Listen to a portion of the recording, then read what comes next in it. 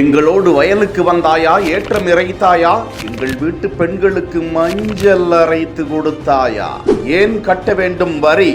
இந்த வரி எங்கிருந்து வந்தது? முதலில் யார் வரியை கண்டுபிடித்தார்? ஏன் வரி? எதற்கு வரி? இதன் பின்னணி என்ன என்று தெரியுமா? வரி என்பது அரசு, தனிநபர் அல்லது நிறுவனங்களிடமிருந்து பெறும் நிதி அளவீடு ஆகும். நாம் ஏன் வரி கட்ட வேண்டும்? அரசாங்கங்கள் பொருட்களை விற்பதில்லை அல்லது லாபம் ஈட்டுவதில்லை. எனவே சேவைகளுக்கு நிதி அளிப்பதற்கான ஒரே வழி நாம் சம்பாதிக்கும் பணம், நாம் வாங்கும் பொருட்கள் மற்றும் நமக்கு சொந்தமான சொத்துக்களுக்கு வரி செலுத்துவதுதான். அது சரி, எங்கிருந்து வந்தது இந்த வரி? சுமார் 5000 ஆண்டுகளுக்கு முன்பு பண்டைய எகிப்து நாட்டில் தோன்றிய முறையாகும். முதலில் வரியை எவ்வாறு கணக்கிட்டனர்? பண்டைய காலத்தில் நாணயங்கள் ஏதும் இல்லை. பணம் தோன்றுவதற்கு முன்பாகவே வரி தோன்றியதுதான் உண்மை.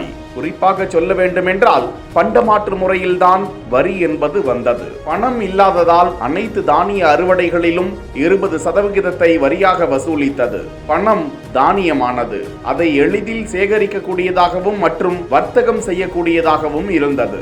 இதனை சேகரித்து பஞ்சம் வரும்போது தக்க சமயத்தில் கொடுப்பதற்கு உதவியது. பல நவீன கண்டுபிடிப்புகளை போலவே கிரேக்கர்களும் வரி விதிப்பு மற்றும் வரி விதிப்பு பற்றிய யோசனையை எடுத்துக்கொண்டனர். அவர்கள் தங்கள் சாம்ராஜ்யத்தை விரிவுபடுத்தியதால் வளர்ந்த உலகம் முழுவதும் அதை பரப்பினர் மற்றும் இதன் மூலம் வரியின் நாகரிகம் உருவானது, வருமான வரியாக மாறியது. பண்டைய ரோமானிய பேரரசர் அகஸ்டஸ் சீசர் கிமு 1ஆம் நூற்றாண்டின் பிற்பகுதியில் வரிமுறையை மாற்றினார். சேகரிப்பு என்பது அந்தந்த பகுதிகளில் இருந்து வரிகளை வசூலிக்கும் விவசாயிகள் மூலம் முதலில் செய்யப்பட்டது. ஒட்டுமொத்த நாட்டின் மதிப்பீட்டின் அடிப்படையில் அவற்றை அரசாங்கத்திற்கு மாற்றினார். மேலும் அகஸ்டஸ் சீசர் ஒரு நேரடி வரி விதிப்பு முறைக்கு மாறினார். அதற்குத்தான் வருமான வரி என்று பெயரிட்டார். இது ஒரு தனிநபரின் செல்வத்தின் மீதான நேரடி வரியாக தொடங்கியது. இந்தியாவில் முதலில் வரி என்பது 1860இல் சர் ஜேம்ஸ் வில்சனால் கொண்டு வரப்பட்டது.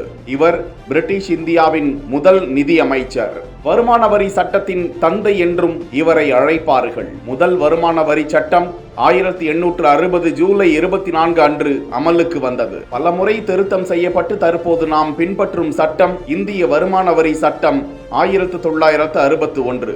இந்தியாவில் 2023-24 நிதியாண்டில் அதிகம் வரி செலுத்திய நபர் நடிகர் ஷாருக் கான், 92 கோடி. அதிகம் வரி செலுத்தும் மாநிலம் மகாராஷ்டிரா, தமிழ்நாடு, கர்நாடகா. அதிகம் வரி செலுத்தும் நிறுவனம் ரிலையன்ஸ் இண்டஸ்ட்ரீஸ், 20,000 கோடிகள். வரி நல்லதா கெட்டதா? வரி வசூலிக்கும் நடைமுறைகள் சரியாக நடக்கிறதா? வரியை பற்றிய உங்களுடைய கருத்துக்களையும் GST உள்ளிட்டவற்றில் உங்களுடைய கருத்து வேறுபாட்டையும் கமெண்ட்ஸில் தெரிவியுங்கள்.